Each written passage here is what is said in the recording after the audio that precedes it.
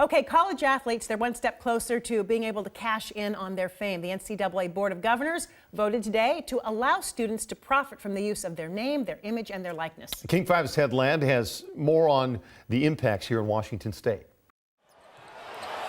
For years, college athletes have asked why they cannot make money from products like jerseys stitched with their names.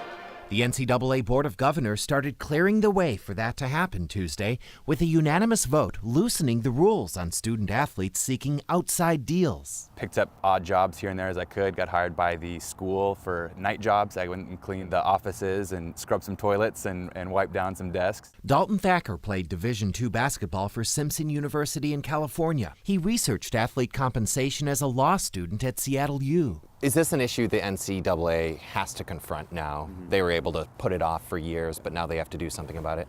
Yeah, I think so. You're seeing the push from states, and once the government starts to get involved, it kind of gets the NCAA going a little bit. Washington State Representative Drew Stokesbury is the sponsor of a bill which would allow student athletes to earn income from their name, image, and likeness. You go to the UW or Wazoo bookstore and you see jerseys for sale with the number of the star quarterback, and it's very clear that these universities are profiting off of these players, but the players are being told they can't actually get any of the income, even though they're the ones that create all the value. Washington State University football coach Mike Leach expressed skepticism last month when asked about a similar effort in California. I think it's going to be very difficult. I think there'll be a huge imbalance and you'll destroy college football, and I think they ought to be very careful of that. The NCAA rule change is a first step, which could push student athletes closer to a paycheck. I think it's important for states like Washington to continue to keep up the pressure on the NCAA to make sure that the change is actually meaningful change that really benefits the athletes that create the value and the product that we all tune into on Saturdays. Ted Land, King 5 News.